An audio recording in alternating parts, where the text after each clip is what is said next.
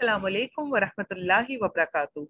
नहमदुहु व नसल्ली अला रसूलिहिल करीम, अम्मा बाद, फ़अऊज़ु बिल्लाहि मिनश शैतानिर रजीम, बिस्मिल्लाहिर रहमानिर रहीम।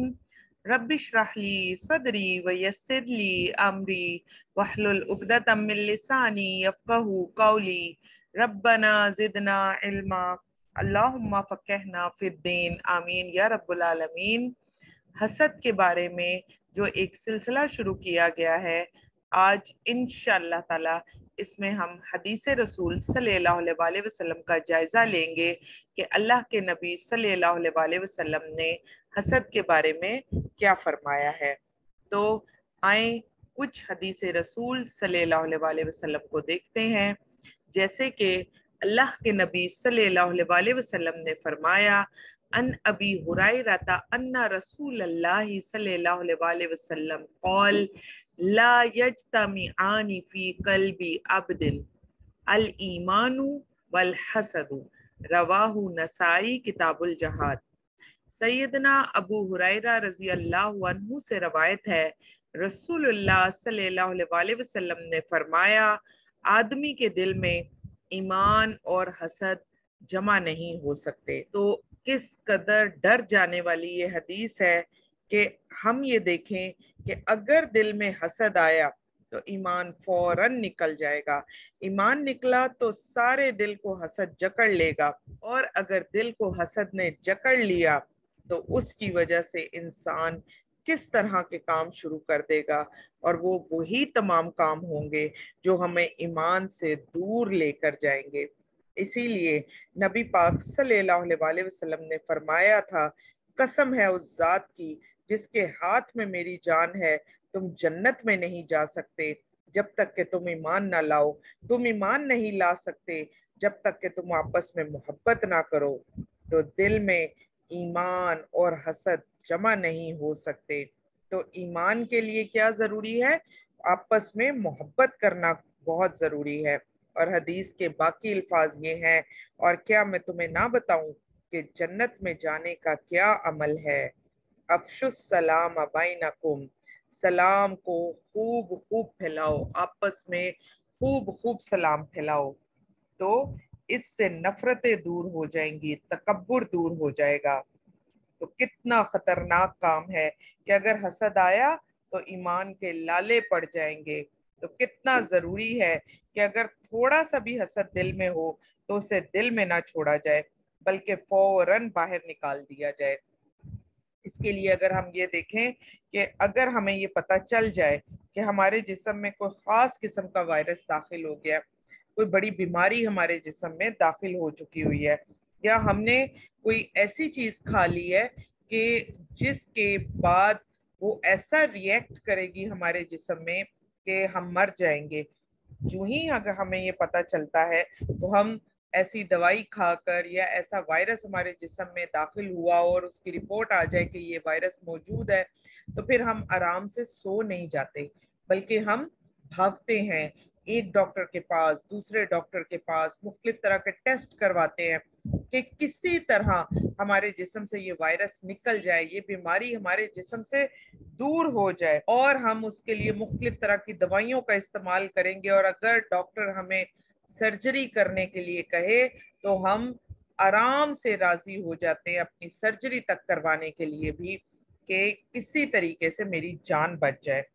लेकिन यहाँ पर अगर हम देखें तो अगर हसद के सिम्टम्स हमें नजर भी आ रहे हों कि वो हमारे जिस्म में मौजूद है, हमारे दिल के अंदर मौजूद है, लेकिन उसकी हमें बिल्कुल भी परवाह नहीं होती, तो ये एक कितना खतरनाक मामला है। आज की इस हदीस से जो पता चल गया कि जैसे ही हसद दिल के अंदर आएगा, ईमान फौरन उस दिल से रुखसत हो जाएगा। अल्लाह सुब्हाना व तआला हमारे दिलों को ईमान की रोशनी से भरपूर कर दे, और अल्लाह सुब्हाना व तआला हमारे दिलों को हसद से और बुग़्ज़ से भरे हुए दिल ना बनाए, आमीन या रब्बुल आलमीन। इसी तरह एक और हदीस रसूल सल्लल्लाहु अलैहि वसल्लम हमारे सामने आती है कि अन अब्दुल्लाह इब्न अमर क़ाला क़ीला ली रसूलिल्लाहि सल्लल्लाहु अलैहि वसल्लम अय्युन नासी अफ़ज़लु, लोगों में से सबसे अफजल कौन है?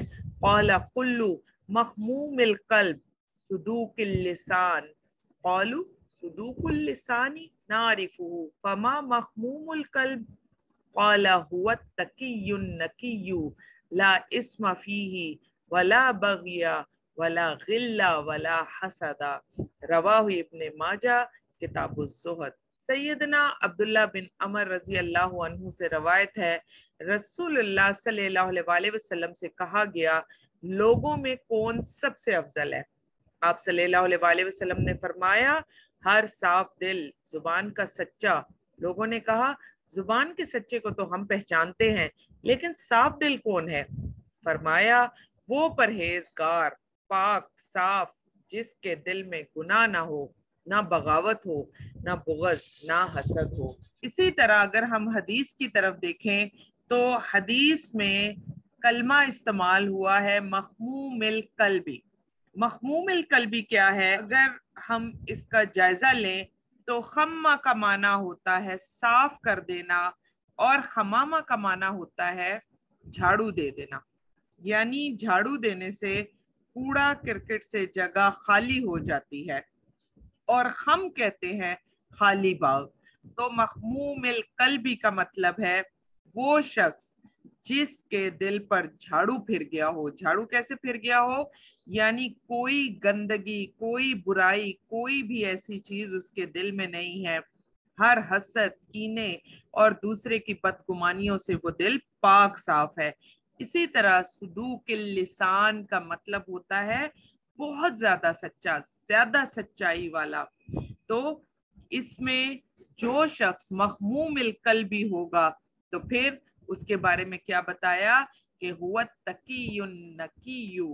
हुवा तकीयुन नकीयु क्या होगा? नकीयु साफ सुथरा, खूबसूरत, खाली हो जाना नकीयु के माना है। यानी दिल की छोटी छोटी परतों से भी गंदगी उसके निकल चुकी हुई है। गोया दिल तकी और नकी हो ही नहीं सकता जब तक कि इससे हसद ना निकाल दिया जाए।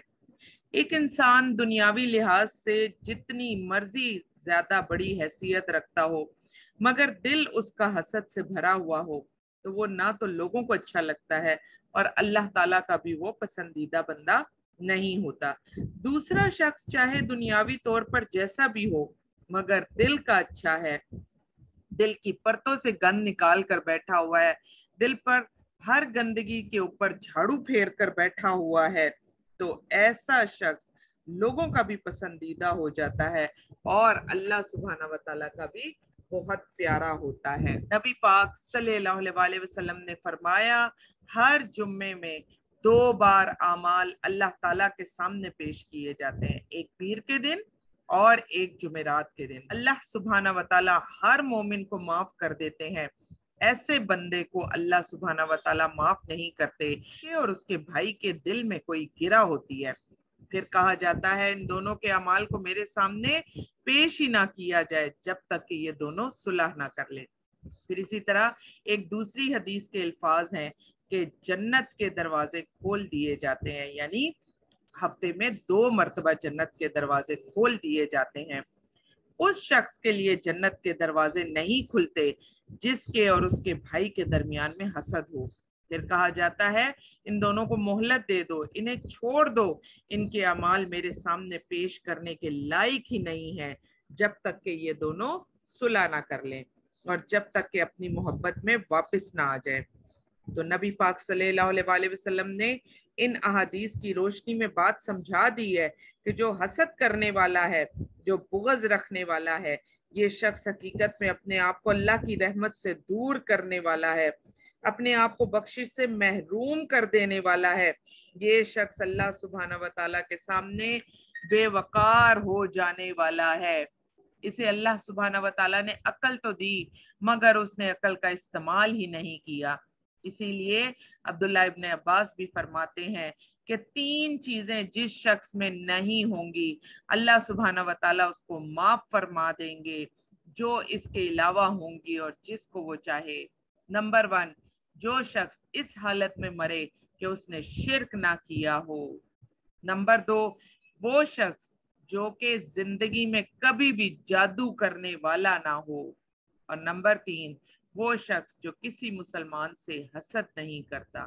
اگر مرتے دم تک خوبصورت دل ہمارے ہوں، مخموم القلب ہمارے پاس ہو، تو انشاءاللہ ہم بھی بخشے ہوئے لوگوں میں شامل ہو سکتے ہیں۔ اللہ سبحانہ و تعالی ہمیں حسد کی بیماری سے محفوظ فرمائے اور ہمارے دلوں میں اپنے مسلمان بہن بھائیوں کے لیے نرمی اور محبت کا جذبہ پیدا کر دے۔ آمین یا رب العالمین۔ اللہ سبحانہ و تعالیٰ قرآن پاک میں ہی فرماتے ہیں ربنا اغفر لنا ولاخواننا الذین سبقونا بالایمان ولا تجعل فی قلوبنا غلا للذین آمنوا ربنا انک رؤوف الرحیم۔ سورۃ الحشر کی آیت ہے، اے ہمارے رب ہمیں اور ہمارے ان سب بھائیوں کو بخش دے جو ہم سے پہلے ایمان لائے، اور ہمارے دلوں میں اہل ایمان کے لیے کوئی بغض نہ رکھ۔ اے ہمارے رب تو بڑا مہربان اور رحیم ہے۔ ہمیں بھی یہ دعا مسلسل کرتے رہنا چاہیے کہ اللہ سبحانہ و تعالیٰ نے ہمیں کتنے اچھے طریقے سے گائیڈ کیا ہے کہ اپنے دلوں کو پاک اور صاف کرنا چاہیے۔ کس کے لیے؟ اپنے مسلمان بہن بھائیوں کے لیے۔ اسی طرح قرآن پاک میں سورۃ المومنون میں بھی اللہ سبحانہ و تعالیٰ فرماتے ہیں کہ ہم کس طریقے سے شیطانی وسوسوں اور طاغوتی طاقتوں سے بچ سکتے ہیں۔ تو اس کے لیے بھی بہت ہی خوبصورت دعا ہے کہ ربی اعوذ بک من ہمزات الشیاطین واعوذ بک ربی ان یحضرون۔ اے میرے رب میں شیطانوں کے وسوسوں سے تیری پناہ چاہتی ہوں اور اس بات سے بھی کہ وہ میرے پاس آئیں۔ آمین یا رب العالمین۔